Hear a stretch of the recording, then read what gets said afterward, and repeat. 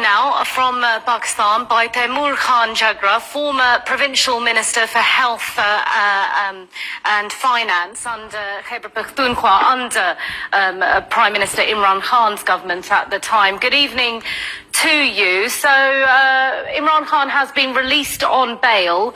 Will you now call on protesters to stop? Saima, thank you for having me on. And if we actually step back, the protests were indeed about Imran Khan's arrest, an arrest that turned out to be illegal as the Supreme Court ruled yesterday. But the protests have been long-standing and have been about much more.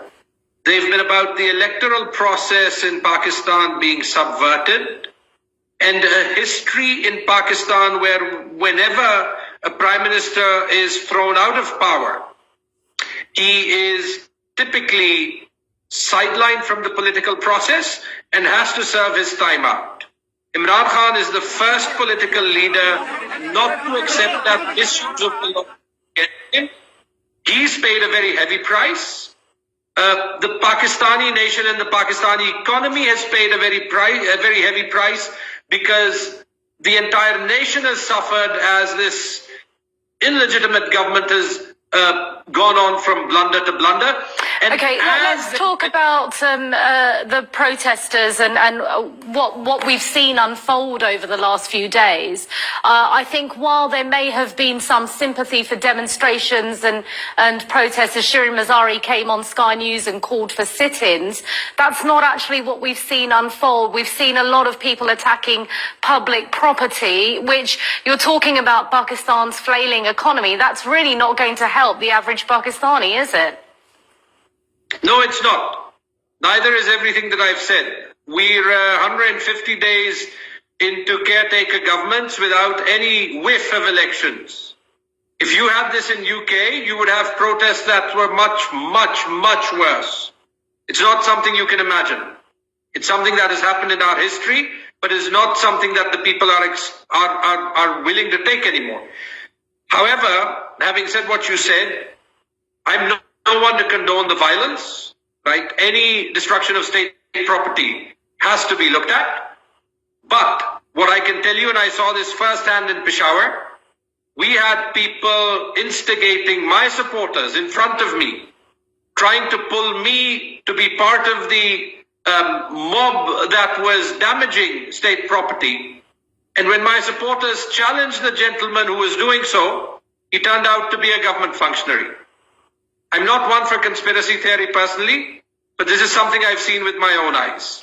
Right, and I wanted to ask you about the situation tonight amongst your party members, because I understand over the last few days many of them have been taken into custody of sorts. We're not sure why or whether they've been charged with anything, but at least several people from PTI that we've had on Sky News, I understand, are now in Adiala jail. I'm part of the current underground set of PTI leaders. Have found out today, I knew there was a police report against me. The report against me and against some of my colleagues is on murder, attempted murder, and terrorism. I'd love to challenge whoever made this. Are you concerned? Are you worried for the safety of your party members and yourself? We've had people that have been abducted in the middle of the night. We've had protesters that are not party office holders held by the hair, young women, by police, dragged across.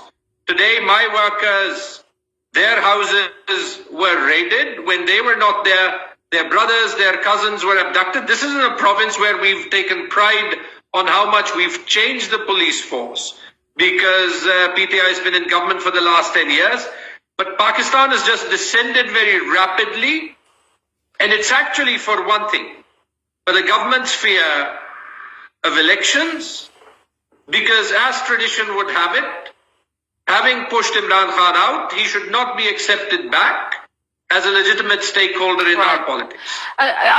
Before we run out of time, I do want to ask you about the situation with the military in Pakistan. Imran Khan has today, I saw him speaking after court, called out the army chief specifically, saying that this is one man who is trying to keep me out of politics, and he's sullying the name of the military. I also understand that there are unconfirmed reports of resignations by senior generals and major generals. Can you tell us what is going on there right now in that sense? Taimur, I'm not Imran Khan. I don't want to say anything that in Pakistan's context, right, will further the sort of aggression that we're facing. I will say the following. PTI does not want the confrontation with the military.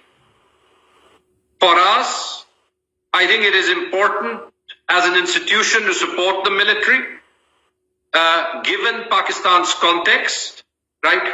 But it is important that no one is allowed, including the government, to try and put face to face Pakistan's largest political party, Pakistan's biggest political leader, and Pakistan's military and institutions. Because if we do that, it's not in our favor, it's not to our benefit, it's not to Pakistan's benefit, it's not to the benefit of the strength of the institutions. Okay. But to do that, we have to follow the law, we have to follow the constitution, we have to have elections. Okay, we have to leave it there. I'm sorry we've run out of time, but Taimur Jhagra from the PTI, Imran Khan's party, thanks very much indeed for joining us on NewsHour.